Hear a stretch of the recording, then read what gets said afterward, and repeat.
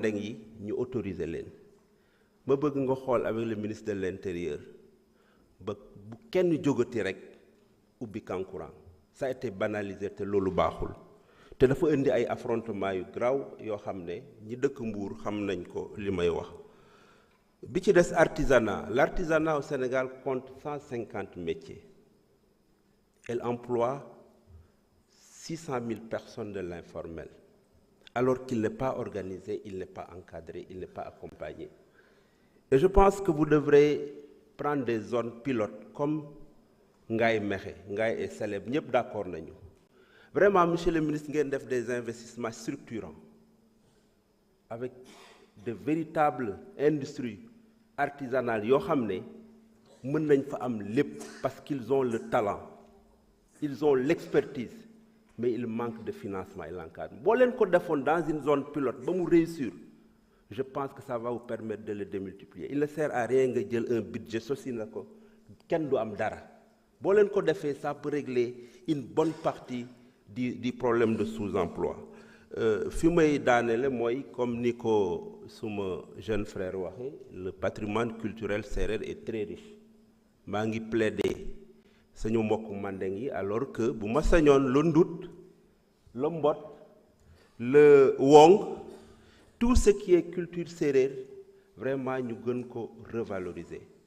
C'est dans ce cadre que dans la commune de Ngoundiane on a pris l'initiative pour organiser un grand festival culturel. Après le défilé du 4 avril, on veut prendre tout ce week-end pour faire un grand festival culturel. Ñoo bokk Thiès bëgg naa nga jàpp ci bu baax a baax nous en ferons de vous un invité inchallah sous votre haut parrainage waaye nga ñëw jàpp ci ñu valoriser la culture sérère ba véritablement moo xam séeréer siin séeréer noon séeréer ndut parce que Thiès a la particularité de regrouper toutes les dialectes sérères donc autour de Ngoundiane dañu bëgg a créer en tout cas cette diversité pour revaloriser, parce que Senghor disait que tout commence par on commence par la culture, on retourne par la culture. La culture est la base du développement. Je les félicite, de l'encourager. Vous êtes dans un secteur extrêmement important et je pense que les gens qui vous ont mis là-bas, les autorités, les plus hautes autorités, savent votre engagement. Yalla na yalla jappalé ba nga réussir. Merci beaucoup. Jërëjëf honorable Mbaye Dione. Honorable Djimo Souare. mën ngaa ñëw jël kàddu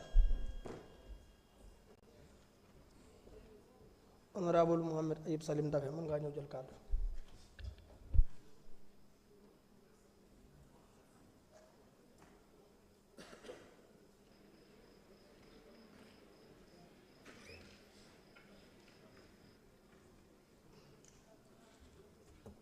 Merci jërëjëf président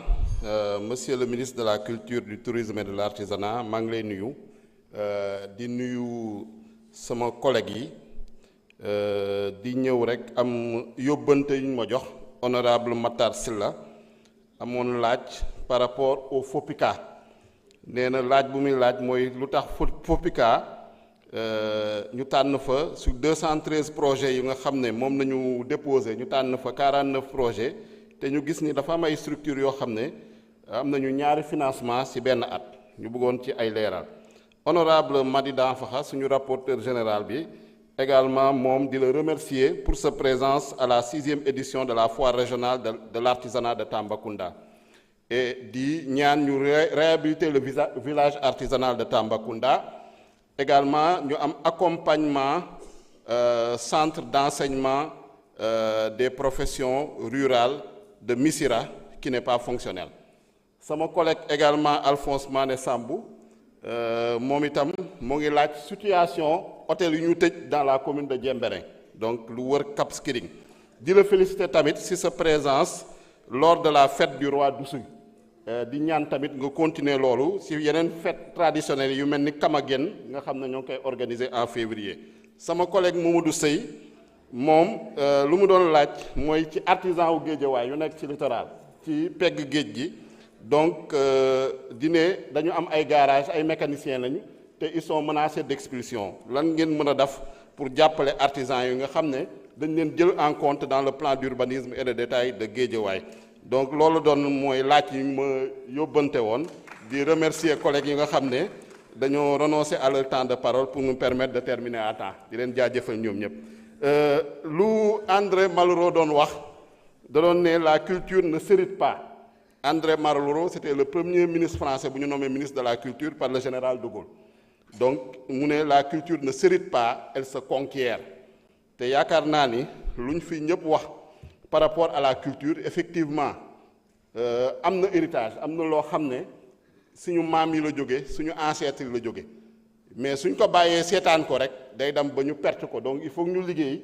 il faut que vraiment ñu am programme moo waral tey ministère de la culture bii nga xam ne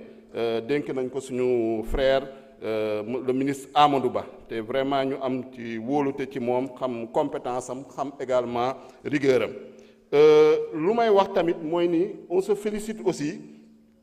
ministère bi nu ñu ko tëggee boole culture boole tourisme boole artisanat loolu kontaan nañ ci trop parce que daawaati géej 14e législature ñetti ministère la woon de culture da doon jàll tourisme jàll artisanat jàll tey ñu dajale ko daf ko benn ministère pour plus de cohérence parce que question ñu fi wax yépp c'est des questions complémentaires donc ñu gis ni loolu am na solo may ñëw nag di plaider pour la région de Sédhiou sama collègue Ndeye Fatou Mané wax na ko la restauration du fort Pinet-Laprade qui est en ruine vraiment c'est un fort qui date du 19e siècle 1844 donc di wax ni Sédhiou c'est la première capitale de la Casamance. Relance aussi des journées culturelles mandeng de Sédhiou loolu tamit doléance la et surtout maanaam préservation du Kankourang.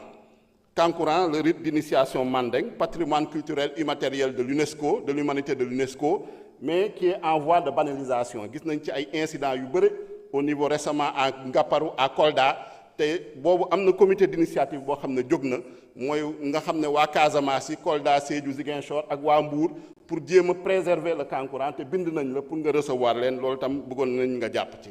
leneen lu ñuy wax également mooy te lu ñu ci jublu mooy organiser des assises et des conclaves sur le Kankourang yaakaar naa loolu sa compétence war nga si jël décision vraiment Kankourang ñu préserver ko ñu bañ ko banaliser parce que c'est un mythe et vraiment c'est un rite sacré. lu may wax également mooy si le royaume du Kabou c'est un royaume qui a existé dans la Sénégambie méridionale entre la Gambie le sud de la Guinée-Bissau et la Casamance. Le dernier roi c'est Dianké-Wally Sané donc ñu ko jiite woon c'était les Sané les Mané les Sonko les Sagna ñoo jiite woon royaume boobu bëgg nañ vraiment ngeen revaloriser patrimoine boobu te day dem dans le cadre de l'intégration régionale. fu ñuy terminer mooy la préservation également de la culture Baynunk qui est la culture fondatrice en Casamance c'est les premiers occupants de la Casamance ñu bàyyi leen xel bu baax et enfin également la mosquée de Karantaba dans le Pakao qui date du XIIIe siècle donc ñoo ngi leen di jaajëfal di leen souhaiter une pleine en tout cas très bonne exécution yow ak say collaborateurs je vous remercie.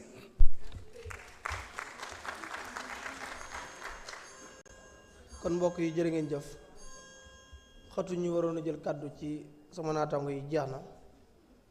dañuy jaajëfal mboolem honorable yi fi jël kàddu yépp